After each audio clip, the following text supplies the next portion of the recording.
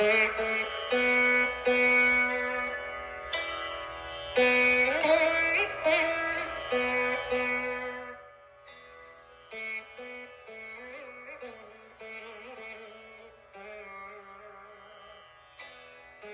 பதிவில் சாகாக்கான், வேகா தலை, போகா புனல் இந்த மூன்றும் ஒரு பரிபாஷை. அதற்கு பிறகு நெருப்பு ஆறு, மயிர்பால், இப்படி பல சொற்கள் குறிப்பு மொழியாகவும் குழு குறியாகவும் சித்த இலக்கியங்களே மிக பல விளங்குகின்றன. வைத்தியம், வாதம், யோகம், ஞானம் சார்ந்தவை.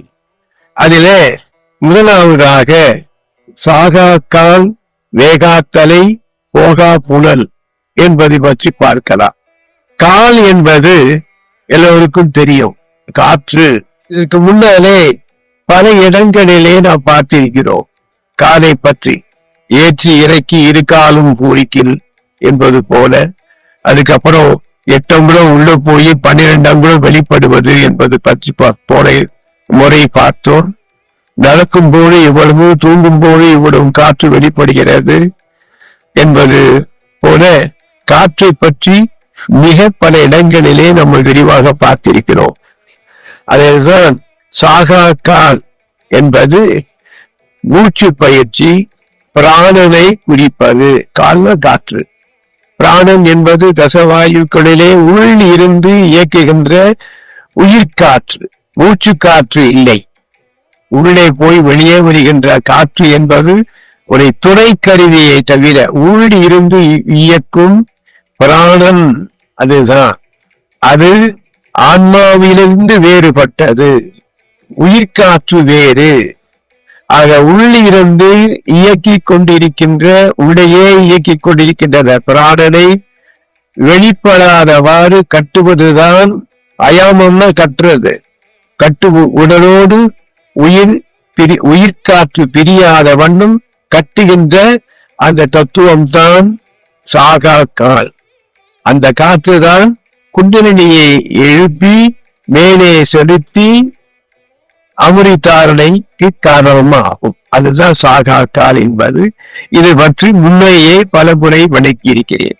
அதே போல வேகாத்தலை என்பதும் போகா புனல் என்பதும், புனல் என்பதும் இதுதான். புனல் என்பது இந்த நெருப்பு ஆறு, நெருப்பு பகுதியான குண்டலினி.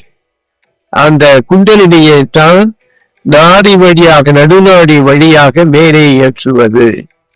அந்த குண்டலினியைத்தான் புனல் என்று சொல்லுவார்கள்.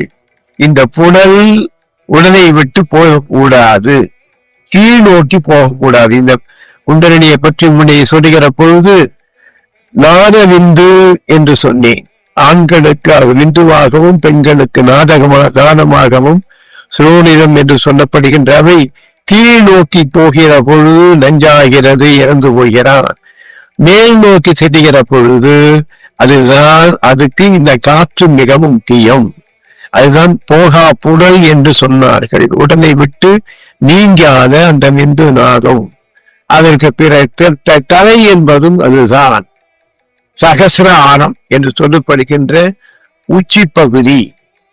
அதில் இருந்துதான் திரும்பி கீழே சுவைக்கும் வண்ணம் வருவது இந்த அமுரி என்பது, அந்த அமிர்தம் என்பது. உச்சியில் பிச்சை எடுத்தல் என்று கூட அதை குறிப்பாக சொல்லுவார்கள். ஆகவே சாகாக்கால் என்பதும் வேகாத்தலை என்பதும் போகா புனல் என்பதும் இந்த மரணமில்லாமையை யோகத்திலே சொல்லப்படுகின்ற மூச்சு பயிற்சியையும் அதன் விளைவாக வருகின்ற குண்டலினி யோகத்தின் பயனாக அவர்கள் சுவைக்கின்ற அந்த மாங்காய்ப்பால் அமிர்தத்தை குறிப்பது என்பதை சொல்லிக்கொண்டு இந்த பதிவை முடிக்கிறேன்.